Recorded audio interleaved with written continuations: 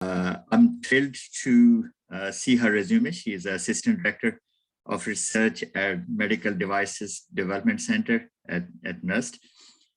We always talked about— Dr. Umar, just a minute. Let me check, are we live or not? So, Walid, can you verify, are we live? Yeah, yes, we are live now. We are live now. Thank you. Perfect. Thank you. So, in such a young age, I will say it's a pride for all of us. She has been heavily involved in drug discovery, but also on the drug delivery platform. She has been pretty much active in certain therapeutic areas like diabetics and cardiovascular. With such a short time, she was able to have 2 patents and few publications. It's amazing. She have worked on the drug delivery systems where she has improved in the way of the efficacy as well as, I assume, the onset of the ointment or balm for the pain management. So with that, I will let Zunaira to present, and she will walk us through the amazing work she has done. Thank you very much, Zunaira, and hand over to you. Thank you. Thank you, Dr. Umar, for introducing me, and it's a pleasure joining you all today. I'll start by sharing my screen. Please let me know if you can see the screen.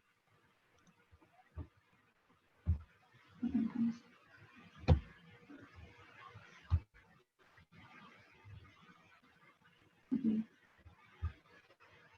Can you see the screen? Yes, we do. Okay. I'll start now. The topic of today's presentation is drug discovery and delivery design. And this is a sequence of the presentation that I'll be following. I'll be starting with my introduction. Then I'll be giving a brief introduction of the MDDC NHT facility that I'm working in at NUST. And then I'll be telling about the drug discovery, development, and delivery design. And I will also share my experience in these fields. So about me, I'm a biomedical scientist. I'm a biomedical scientist, and I'm working at a Medical Devices Development Center, which is Pakistan's first research-driven medical devices development venture at NUST. And I'm honored to lead its research office. And as part of my research, I have developed 2 prototypes that I'll be discussing in the slides later. And okay, about MDDC NHT, which is the facility that I work in.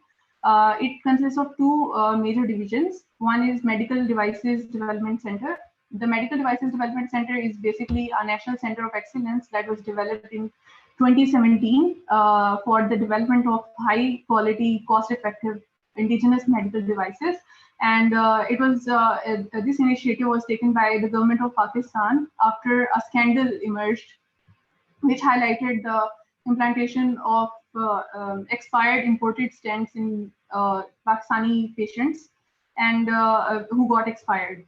And after this news highlighted, after this news came, the Prime Minister Office and the Supreme Court of Pakistan took the notice of this issue, and they actually called Dr. Murtaza Nijabat Ali, who is the director of MDDC right now, to establish this facility. And this project was actually funded for 3 years, and by the end of this tenure in 2017, the MDDC has already developed products and production lines for coronary stents and the catheters. And in 2020, the Prime Minister Office visited the facility, and when they visited the facility, they actually after the visit, the federal government issued a directive to establish a commercial arm of this facility by the name of Innovative Health Technologies. Now, Innovative Health Technologies is basically a commercial arm of MDDC, which has been established for the mass production and commercialization of the medical devices that have been developed by MDDC already. And it is ISO 13485 certified facility. And during its inception, when it was being established in 2020, COVID-19 pandemic was already on peak, and the government and the public were worried about how Pakistan is going to tackle this unprecedented pandemic, given the healthcare conditions in Pakistan, healthcare facilities in Pakistan. So the MDDC NHT team basically started developing the ventilators and powered air purifying respirators, PAPR. And these devices have been developed now, and will be their production will be initiated by NHT in some time. This is basically the MDDC NHT facility that is based in NUST, and it is ISO 13485 certified. And our current products include angioplastic balloon catheters, Vasoglide, and bare metal stent system, Rejuvenate. And these two devices are very important for percutaneous coronary intervention procedure, PCI. And the upcoming products include angiography catheter, drug-eluting stent system, PAPR, ventilator, and syringe pump. These devices have already been developed by MDDC, and they will be their production will be initiated soon in NHT. Along with this, the MDDC NHT research wing has also produced multiple technologies for licensing to different national and international industries. The technologies that are related to the drug discovery and development will be discussed in the later slides. Drug design is basically the process of identifying new targets for treating a disease, and it basically consists of 3 Ds: drug discovery, drug development, and drug delivery. The drug discovery and drug development process is basically a process through which potential new medicines are identified for a treatment of an incurable disease. And the drug development process, according to FDA, consists of 5 major steps. In the first step, drug discovery, the first step includes drug discovery and development. The second step includes the preclinical trials of the drug. Then clinical research is done on the drug, and in the fourth step, all the results of the drug initial testing, preclinical testing, and clinical trials is reviewed by a regulatory authority, which is FDA in the US and DRAP in Pakistan, and it is either approved or not approved for marketing. If the drug is approved, then it undergoes post-market safety monitoring after being marketed. So the first step in the drug development process is discovery and development. In the discovery phase, a researcher conducts extensive literature review to basically find out multiple targets for treating a disease. And at this stage, thousands of compounds have the potential for development as a medical treatment. But after initial testing, only a small number of compounds make it to the next step, which is development. So in the development phase, the shortlisted compounds are tested further to gather more information on the pharmacokinetics profile, its mechanism of action, the dosage, and the administration route, toxicity, and its effectiveness. And if there is sufficient evidence that the drug is effective, then preclinical research is done on the drug. And this is the preclinical research is very important because the drug cannot be tested directly on the humans. And so there are 2 types of preclinical tests: in vitro tests and in vivo tests. In the in vivo tests, The in vitro tests, sorry, are basically the lab-based tests, and these are also called the bench testing. And in vivo tests are conducted on the animal model of the disease. And these tests are very important as they give information on the dosing or the toxicity levels that may be associated with the drug candidate. And after the preclinical testing, the researcher reviews all the results that he got from these testings, and decides on whether the drug should be tested clinically or not.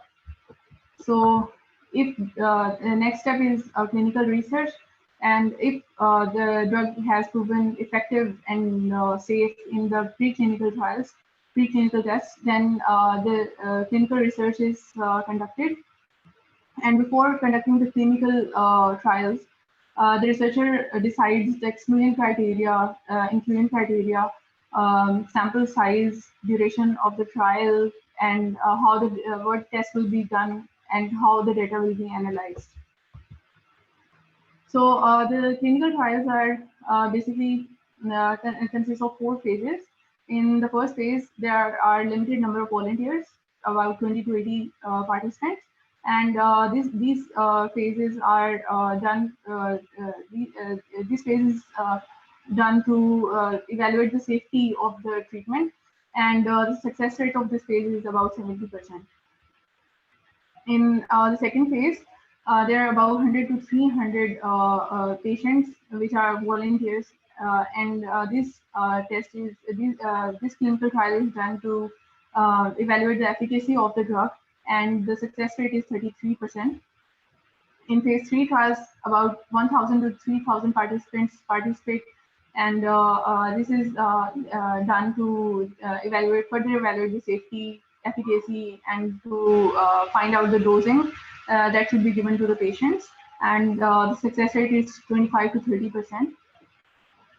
In the phase 4 trials, there are a large number of volunteers, about thousands of them, and these studies are done for assessing the long-term effectiveness and cost effectiveness of the drug, and 70 to 90% of the drugs that enter this phase succeed in the clinical trials. So the next step is the review process by regulatory authorities. If a drug proves, if the safety and efficacy of a drug is proven for its intended use, then the company is able to file an application with the drug regulatory authority to market the drug. And FDA or DRAP in Pakistan, basically they examine the data that is submitted by the company, and then they decide on whether the drug should be approved or not for marketing. In the next step, once the drug is in the market, it is still under strict surveillance and is being monitored for post-market safety. And if in case an adverse event emerges because of the drug, then the company recalls the drug from the market. Now I'll be explaining and I will be giving an example of drug discovery from my own work, as my team discovered a novel drug for against type 2 diabetes. So starting with the prevalence, the worldwide prevalence of diabetes in 2021 was 537 million, and it is expected to increase to 46% by 2045. The prevalence of diabetes in Pakistan is quite high, and it is basically among the top 5 countries which have highest prevalence of diabetes worldwide. And diabetes affected about 26.7% people in Pakistan in 2021, which is about 1 in 4 persons in Pakistan. And 20% and 90% of the diabetic population have type 2 diabetes, and this is why this high prevalence was actually the reason why I started working on diabetes. So type 2 diabetes is basically a multifactorial disease, and there are about 11 factors that either cause the disease or emerge as a result of the disease. And I think the effective a drug would target many of these factors. So this was the aim while devising this drug. And so the active ingredient of our drug consists of 4 major ingredients: Hollerina antidisnitrita, oleic acid, then Prunus dulcis, and cicereatinum. The mechanism, the anti-diabetic or anti-hyperglycemic activity of these compounds, these drugs, is already reported in literature. For example, Hollerina antidisnitrita basically inhibits an alpha-glucosidase and alpha-amylase enzymes. Oleic acid increases the insulin secretion and counters insulin resistance by inhibiting TNF-alpha. And almonds, basically, almonds extract, which is Prunus dulcis extract, basically has the alpha-glucosidase, alpha-amylase, and PTP1B inhibition activity. And the extract of cicereatinum augments the regeneration of beta cells of pancreas, and this is how it alleviates type 2. It alleviates the diabetes condition. So the aim was to check if these compounds, when combined, can have a better effect on diabetes, on treating diabetes. So for this purpose, we actually formulated a drug from these extracts. These extracts were combined first, and then since the extracts were hygroscopic in nature, an adsorbent was added to the extract, and then it was combined with the binder solution. So the binder extract solution was then passed to sieve and we got the granules. These granules were then dried at room temperature, and for after 15 to 20 minutes, the lubricants were then added with the drug. So now the drug is in the form of granules, and these granules can be compressed to form tablets, or they can also be filled in the capsules. So we also tested the drug in lab, and these were basically the in vitro tests. And the first test that was conducted was alpha-amylase inhibition assay. And in physiological condition, the alpha-amylase enzyme is basically responsible for breaking down the starch from the food to maltose. And this maltose is then further broken down by alpha-glucosidase to form glucose, which then travels from the intestine to the blood. So if a drug is able to inhibit the alpha-amylase enzyme or alpha-glucosidase enzyme, then it is basically inhibiting the extraction of glucose from the food. And since very low amount of glucose will enter the blood, there will be very less normal amount of glucose in the blood. So this is how some of the drugs control blood glucose level. So as can be seen from this graph, the drug which is shown in red and the standard drug which is shown in green both have almost similar alpha-amylase activity, alpha-amylase inhibition activity. So the next test that was conducted was alpha-glucosidase inhibition activity. And it can be seen that the granules in red exhibited the alpha-glucosidase inhibition activity, but this activity was quite less than that of the A-carbose. And in the next step, we checked the antioxidant activity by radical scavenging test. So in this, basically reactive oxygen species are very important in type 2 diabetes, because they it has been reported that reactive oxygen species may have a role in the progression of diabetes to its complications. So if a drug is able to counter these reactive oxygen species, then there are chances that it would be stopping the progression of diabetes to its complications, which are very deadly nowadays. So it can be seen from the graph here that granules in red have showed about 98% of the radical scavenging activity, which was almost equal, to that of the control, which is ascorbic acid. So these were the tests that we conducted in lab, till now. And based on these results, we can say that the drug has the potential to be an anti-diabetic,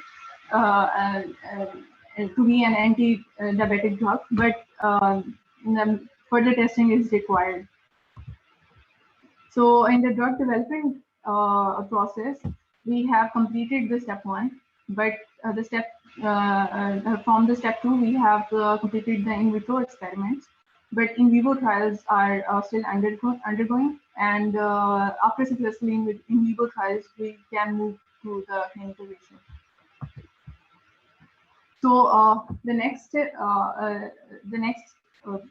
that I need to discuss is the drug delivery design.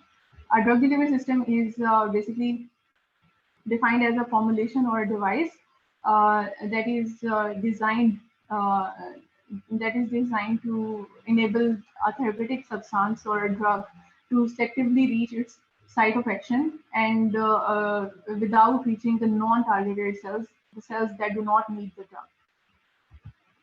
So the problem with the traditional routes of drug delivery include the peak valley plasma drug concentration profile that is basically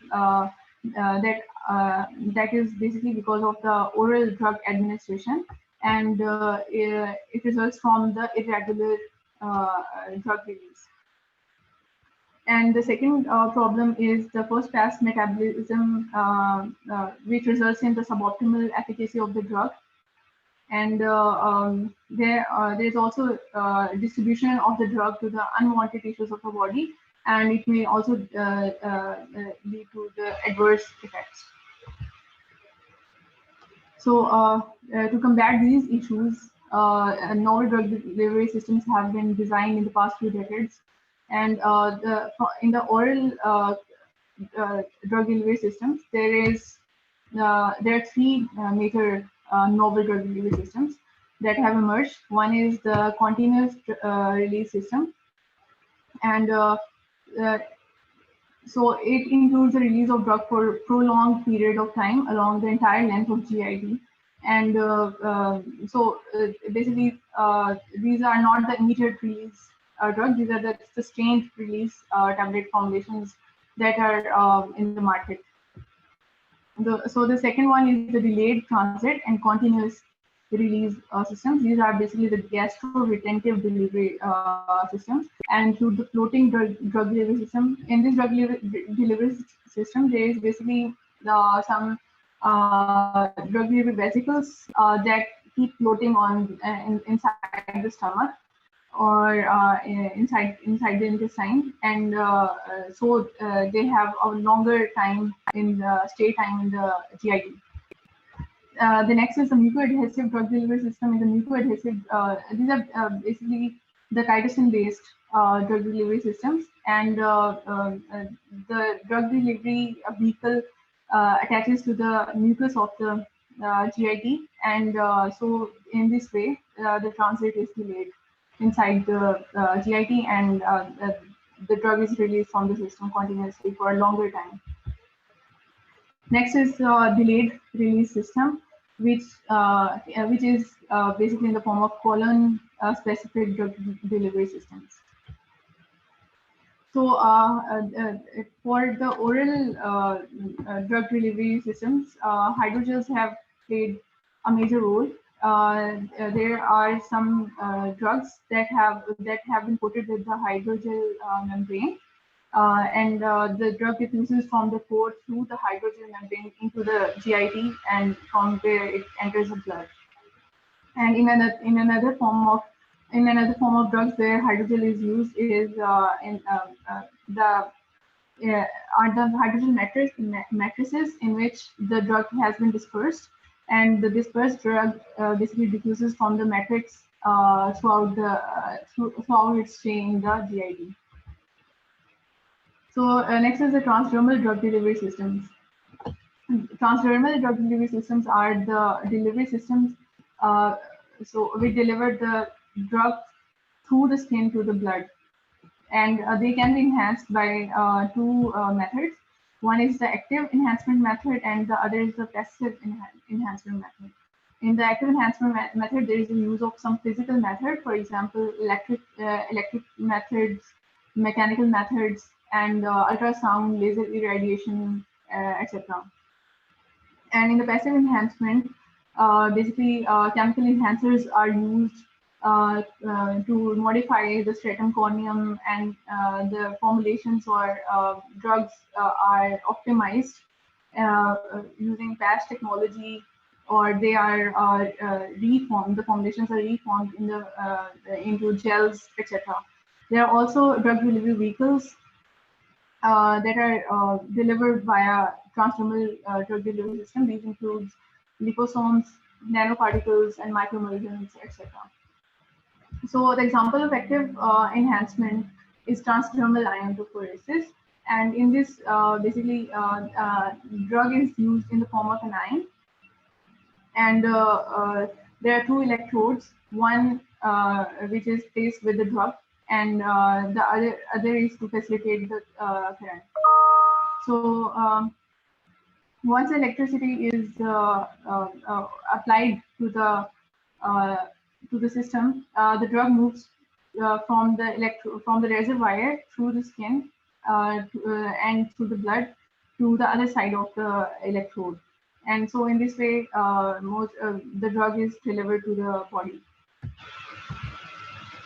Next is the passive enhancement, and in passive enhancement, there is chemical enhancers are used, and with chemical enhancers, vesicle-based drug carriers are also used. For example, liposomes, neosomes, and liposomes are basically the vesicles that are made up of phospholipids, and their size ranges from 10 to 300 nanometers. And these are basically unstable. They're not very stable. And neosomes are the microscopic lamellar structures that are composed of non-ionic surfactants and cholesterols, and they're amphiphilic in nature. And because of the presence of the non-ionic surfactants, they are stable, and they have their size ranges from 10 to 100 nanometers. Next is the stimuli-responsive nanoparticles. The stimuli-responsive nanoparticles have been in limelight for quite some time because of their use in the cancer drug delivery, and this is these are in the form of thermoresponsive nanoparticles, redox-responsive nanoparticles, enzyme-responsive nanoparticles, pH-responsive nanoparticles. So what happens is in thermoresponsive nanoparticles, temperature is the stimuli. So if we take the example of cancer cells have have a high temperature as compared to the normal body cells. Normal body cells have temperature of around 37 degrees, while the cancer cells have a temperature of around 44 to 45 degrees Celsius, if I'm not wrong. So Zunaira, you're halfway through the time, so please adjust the speed as your presentation repeats. Thank you. Sure. Okay. The thermoresponsive nanoparticles are basically when they are given, they are basically adjusted. They are basically designed so they can only deliver the drug in the cells which have temperature in the range of 44 to 45 degrees. So they will not deliver the drug in the cells which have 37 degrees Celsius temperature. So this is how the thermoresponsive drug delivery system works, and same is the case with the redox responsive nanoparticles. the redox-responsive nanoparticles will only deliver drug in the cells which have redox reaction going on, or reactive oxygen species are accumulated. So now I will be sharing I will be discussing about the technologies that MDDC NHG have developed for and transferred that are related to the drug delivery, and they're related to drug delivery actually. So the first one is the smart wound management system for controlled drug delivery and pH monitoring. We all know that chronic wounds affect around 6.5 million patients, and it has a very exorbitant cost associated with it. As in the US, about $25 billion is spent annually. So this solution that we developed, that our team developed, was actually consists of a pH monitoring unit and a drug dispensation unit. So pH monitoring unit basically monitors the health of the wound by monitoring pH. So in the course of wound healing, initially the pH of the wound is a bit basic, and then as the wound heals, it goes towards the basic spectrum of pH. So the technology that was developed that was made actually according to this sensor. So when there is a basic pH, then the wound needs more drug. And when there is acidic pH and it is close to healing, and so the wound needs a very small amount of the drug. So this system was actually developed in this way, and it has been transferred to the Pharmatech group of companies. So in the next project is about the enhancement of Window genome, which is a balm we all know. I think it is a product of Martin Rowe, Pakistan, and so our team basically made a rapid pain relieving formulation of this product by adding a few active ingredients and some chemical enhancers, which is passive enhancement of the drug. So our novel formulation was 2 times exhibited 2 times, provided 2 times more rapid pain relief as compared to the commercial Window genome in 1 hour. And next is the development of intracranial stent system. It is basically being developed for CuraVasc LLC, and okay, it is currently being developed for CuraVasc LLC, and for the treatment of intracranial diseases, stroke, for example. So that's all from my side. Thank you. I will, if there are any questions, please let me know. Thank you very much, Zunaira. Great work, and thank you very much for walking us through the presentation. Very timely finished, by the way. Thank you very much. I do have collected the questions from the audience. Before I go to the questions, I would like to ask our panelist, Dr. Frasit. Dr. Frasit, would you please introduce and add some comments or questions if you have for Zunaira? Thank you, Ji. Very impressive work overall, Zunaira. Thank you very much. This is very interesting work overall. And just a couple of comments, and would like to learn your opinion on, for example, in diabetes, what mouse models you are using in diabetes? What kind of mouse models do you use? Is it rats or like any transgenic mouse models or in vivo studies? No, we are actually using albino rats, which are blister rats. So they are developed by giving high fat diet And then after about 21 days, streptozotocin is a drug. It is injected intraperitoneally, and after which the drug is basically the diabetes model is developed. Type 2 diabetes model is developed. Yeah. So have you? I mean, this is interesting. That I mean, of course, you have to test your drugs in vivo, but before getting into the in vivo to that level, have you ever looked at or searched for any organoid model, like for example, blood vessels organoid model? Because such a model can really help you a lot. For example, if you are investigating a small molecule or a composition of different drugs for their effect on diabetic neuropathy, right? So before going into the mice model, which can be very expensive and time consuming, you can actually screen your drugs in an organoid model. Have you ever thought about that?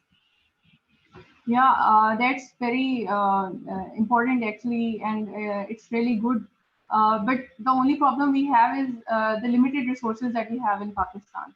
So we actually wanted to do this to test the drug in the organoid model or organs on chip model. But because of the limited resources, we had to move to the preclinical studies using animal model. But if we are given this opportunity, or if we get this opportunity, that would be great for us, because it would be, I mean, very interesting as well. Yes, exactly. I mean, I will just end up here because there are so many other questions from others, and I will end up here with my last comment. I mean, this organoid model, it's not very expensive, and we here at Karolinska Institute in Sweden, in Stockholm, we are using them on a regular basis. So if there is any help needed, just contact us, so we can definitely help you with this methodology. And then one last thing, when you test for the diabetic drugs in vivo, I think it would be of great interest to also look for bone and joint disorders, because this is one of the biggest problems in diabetic patients, that they develop bone and joint disorders. So anyway, you would have, you know, like the samples from these mice or rats, so you can also look for their potential beneficial effects on bone and joint disorders. And for that, we also have very good expertise here in Stockholm. So do contact, don't hesitate to you know, contact us if there is any help. If there is any help needed. That would be really great. Thank you so much for giving this opportunity to us. Brilliant And, work. Thank you. I'd really like to be in contact with you for this. Thank you. Welcome. Very much, Dr. Frasit. Actually, you're absolutely right. Pakistan need to develop the animal model. I mean, this is the simplest thing we can do, and that already sets up a platform for screening or evaluating the drugs. Very much for your comments. I think this is a technology worth to transfer to Pakistan. Please, whoever is interested, I know some of the companies who are trying to set up the vivariums and need the animal models. I think it's an excellent opportunity to contact Dr. Frasit. Thank you, Dr. Frasit. Dr. Azad, would you like to add comments or questions? And I will go back to, I will go to the questions from the audience. Thank you very much, Dr. Zunaira. I think that's a brilliant presentation, wonderful, and you have explained very well. And the component of technology transfer is very impressive with the local company. That's a household name, Ventogeno, and you know, then there are the other one. I would just like to know how elaborate you have the animal facility at your research institute. Do you have the complete animal colonies and everything and in place, because that's very important for preclinical? Sorry, sir? My question is, at your facility, do you have a complete animal house facilities with all the, you know, the paraphernalia, because there are very stringent requirements for those animals. So what type of animal are you having at your facility for research? Yes, so basically in NUST we have ASAP Animal Lab. That is a separate facility for animal model testing. And before we conduct the experiment, we have to undergo the IRB, Institution Review Board approval. And after we are granted the approval, then the animal model testing is done. So the animals that are available in the ASAP animal lab is basically blister rats and there are mice, Balsi mice that are available. There were also rabbit model there, but I haven't done any testing on those models. Yeah. So do you have some facility like chimpanzee and, you know, the large animal? No, we don't have the facility for large animal. It is for small animals right now. Okay.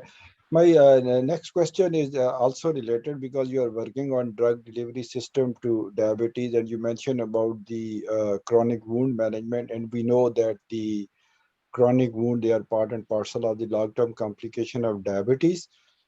So apart from managing the pH, so, you know, the conventional drugs which are used really, the topical drugs, have you thought of really enhancing their penetration and their efficacy by your model?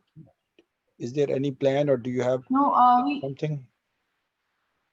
No, we haven't tested it yet for the diabetic foot ulcers, but this project can be done in future.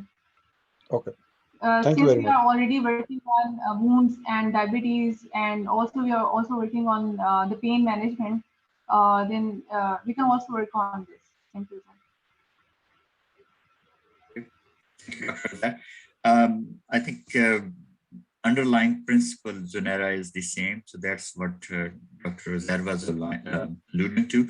So you can use the same system, of course, you need to be triggering with the sugar levels, and then you can adjust the drug delivery. I'm going to go back to the questions raised by audience, and I will go one by one. The first question, I think it was from Dr. Rosaire. What is the process to get in touch with MDDC by pharmaceutical firms? Because we have been encouraging that there should be some collaborations between the industry and academia, and that's where this question originates from. So do you have a how the pharmaceutical industry can get in touch with you guys, or have you already collaborations with the industry? No, we don't have any collaboration yet with any pharmaceutical company, but we are looking for collaborations, and any collaboration or any linkages will be welcome. Anyone who wants to have collaboration with us with MDDC can actually contact me at amr@mddc.nus.edu.pk. This is my email address. We would appreciate if you can share in the chat box probably, or after the meeting to the lead, and he will disseminate with the others. Thank you. So my next question is, how do you understand that a certain herbal or some sort of the items will be beneficial for a particular disease? Sorry, can you please repeat? How do you understand that certain herbal medicines can be effective or beneficial for certain diseases? So basically, just reading the questions from the audience without adding my. Okay, so we have to conduct extensive literature review to check if there is any evidence, prior evidence on the effectiveness of that plant or that herbal product, herbal extract, and if there is sufficient evidence from the literature and from the real life, then we initiate the process of testing it in lab. So so we know it from the literature basically. You know what herbal products may be beneficial, and that's how you evaluate. So my next question is also related to the herbal medicine. I think it's more towards the extraction and identification of the real compound in those ingredients like almonds and so forth. So the question is, rather than going just with the mixture or grinding them, do you guys try to do some extraction and identify the real compound in those ingredients? Yes, we actually conducted FTIR and to test the major compounds, not the major compounds, but classes of compounds that may be present in the extract or in our drug. But a better approach would be to test it via GCMS or and other such characterization techniques. And we will be doing it in some days, in few days time. Thank you very much. I think we will always need to start from there. So I will say where the NUST or your department has started, it's a great start. And then the other technology will around that concept. So it's a good start, and I'm sure, inshallah, one day we will have all the battery of tests to do the extraction and do the identification, and then probably even go for the chemical synthesis. But great work to start. My next question is really regarding the nanotechnology, and question is, have you guys reached to phase 1, phase 2, or phase 3, or is there any sort of clinical phases or in human studies have been conducted at NUST or NHIT? Yes, we have actually conducted the clinical trials for our products that are in the market, the PDCA catheter and the Stent system. But these products, which the one against diabetes or the the enhanced Ventosino formulation, they haven't been tested in the humans, obviously, because there are prerequisites before moving into that. So and if please go ahead, Zunaira. The clinical trial, the preclinical trials for the Stent systems were conducted in Poland, but the clinical trials were conducted in Pakistan in different hospitals at of Pakistan. So I will encourage the audience, if they have any question, please raise your hand and we will give the mic to you. But I have a last questions from the audience on my list. What nanoparticles are being used or studied? Sorry? What nanoparticles are being used? So I assume might be, the question is it a polymeric nanoparticles, it's a drug nanoparticles, or I know you guys have some ultrasound initiative. In our lab, we are basically we work on polymeric nanoparticles. We actually work on polymeric drug delivery systems most of the time. So we did one project that was on nanoparticles, and it was on polymeric nanoparticles. We just make sure that it is biocompatible. So Zunaira, I have a question. When you guys do the nanoparticles, to what size you can go? I mean, do you have a number in? We actually worked on quantum dots, but it is still under process. We achieved, so far we achieved, I guess, 100 nanometers, but obviously these are not the quantum dots. We need to filter the dots from them. So we have achieved 100 nanometer size till now, but we are in the process of achieving more specific size. What route of administration you will be using for these nanoparticles? Is it for these nanoparticles? It actually depends on the application. So we would actually like to use the transdermal drug delivery system. So it can be used for in the patients who have to take more than one drug at the same time. For example, diabetic patients, they have a plethora of medicines that they have to take. I have one question, Dr. Umar, if you allow me. Please. Yeah, thank you. So, Zunaira, this is just one suggestion. So when you're testing your formulation, right, in diabetes against some other other test already known formulations, right, for their alpha amylase inhibition, I think it will be also very interesting to combine your formulation with already used drugs first, Okay. because there could be several benefits of this. For example, how your formulation interacts with other drugs. Can you decrease the dose of already used drugs by combining your novel formulation? For example, when we talk about metmorphine, right? So the metmorphine, when the patient they start taking this, the dose of this drug has to be increased over the period of time. So, and that exerts a lot of side effects in patients. So if your formulation can help to reduce the dose of the metmorphine, that would also be very, very beneficial for the patient.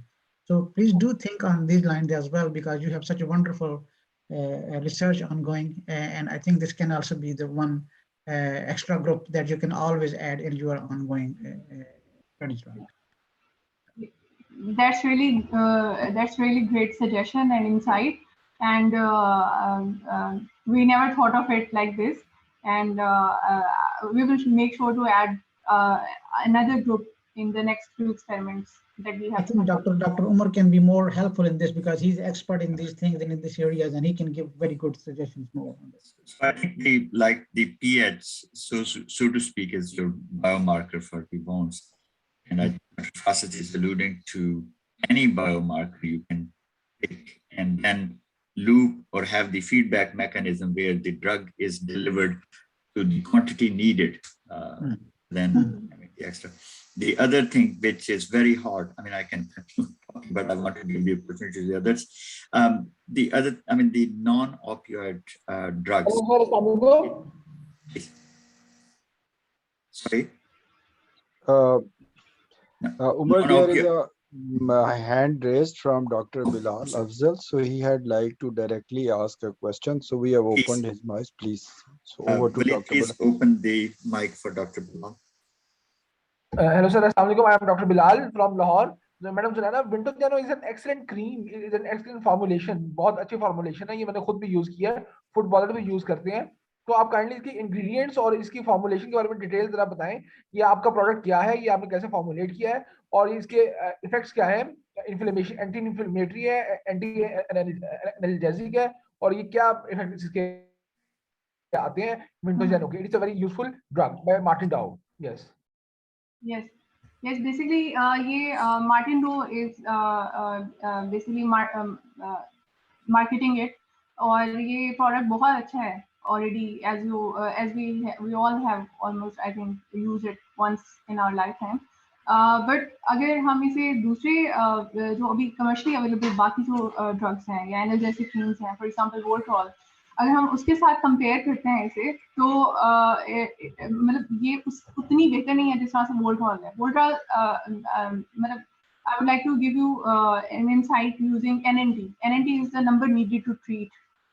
Number needed to treat basically means कि the number that is needed to treat for the number of people that needs to be treated for getting effect in 1%. ठीक है. तो जो NNT right now उसका है Voltral का, it is 1.8 approximately 2 and it is considered the best commercial analgesic available or which is 1.8 is approximately equal to 2. तो अगर हम इसे राउंड ऑफ करके करें तो अगर दो लोग ये क्रीम लगा रहे हैं, वोल्ट्रॉल लगा रहे हैं, तो उनमें से सिर्फ एक को इफेक्ट होगा एनाल्जेसिक पेन रिलीविंग इफेक्ट वो फेस वो करेगा, रिलीव उसका पेन रिलीव होगा. तो this is the best analgesic cream that is commercially available and Wintogeno obviously उतनी बेहतर नहीं है. तो हम लोगों ने विंटोजिनो को इसीलिए हम लोगों ने वो किया था, अपने रिसर्च में यूज किया था. We wanted to enhance it further और इसमें हम लोगों ने इसे इनहैंस इस तरह से किया था कि हमने इसमें कुछ एक्टिव इंग्रेडिएंट्स नॉवल कुछ और चीज़ें हमने इसमें एक्टिव इंग्रेडिएंट्स डाले थे और कुछ एक्सीपिएंट्स जो कि केमिकल इन्हेंसर्स हैं, वो हम लोगों ने डाले और इस तरह से करके हमने एक एनर्जेटिक फॉर्मुलेशन, इसकी इनहैंस वर्जन बनाया था। और इसकी हम लोगों ने जो टेस्टिंग की थी एनिमल मॉडल पे टेस्ट हुआ था, और उनके जो रिजल्ट थे उसमें ये 2 times रैपिड पेन रिलीफ हमारी फॉर्मुलेशन ने एक्चुअली शो किया था। Thank you. I think I can go back what I was commenting on. The non-opioid based drugs getting a lot of attention. I mean, by the time the patient get relief of the pain, they end up being hooked to the opioid drugs. That is a major issue in Earth. Yes. And any drug which can be non-opioid for the pain management would be very valuable. So no, great work. Any question from any other audience? And please raise your hand. Dr. Nate, probably I will go back to you. Walid, if you can open the mic. Dr. Junaid has been very active in the artificial intelligence and digital health. So any comment or any question for Zunaira? No, I mean, mashallah, that was really fantastic work that you have done. It's very impressive. What I'm looking at, the market shift that is going on, especially here in US and UK, we are looking at new digital endpoints, which are now able to be measured through mobile health applications. And then that provides clinical validation on a separate level. And that's what my question was, that is there any pathway that you're looking at phase 4, even phase 3 and pre-market approvals on that level, that you are able to implement like a software services or something like that, that as a whole, because virtual clinical trials require some packages to move forward. Are you guys working on that in particular? No, we haven't worked on it yet. On the software side, I think our major work is on medical devices and then the pharmaceutical formulations, but not on, we haven't worked on it on this yet. Sounds good. No, definitely. I mean, that would be one area to actually move forward significantly, because believe it or not, FDA regulations at least are moving towards, one is device and then one is software as medical device, SAMD. There'll be lectures coming on soon, but both of them needs to be, appropriately part of the future clinical trials platform. Yes, that would be great, actually. Great approach for even DRAP as well, the Drug Regulatory Authority of Pakistan.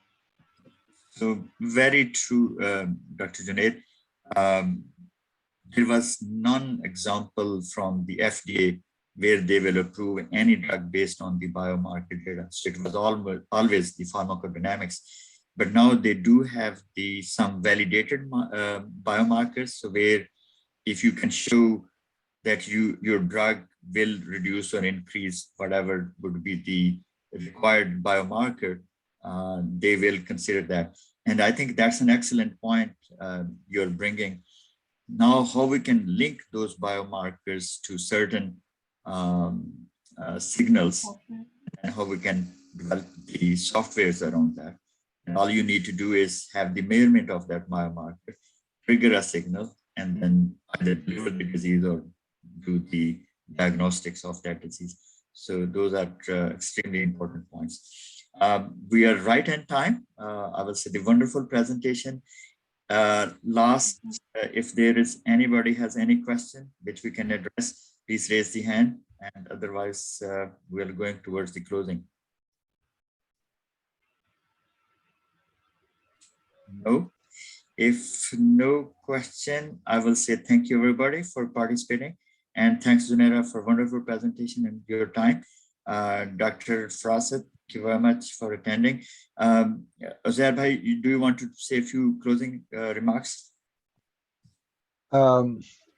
No, I think everything is fine. We are closing dot on time, and I'm really thankful to the participant, particularly for asking question and staying close with us till the end of the session. I really welcome. And I appreciate your spirit, and goodbye. And on behalf of APPNA MERIT Committee, we are thankful to all of you. Have a wonderful weekend and all the best from our side. Thank you very much. Thank you. Thanks, Zunaira. Thanks, Dr. Frost. Thank you, Ji. Thank you. Thank you. Bye.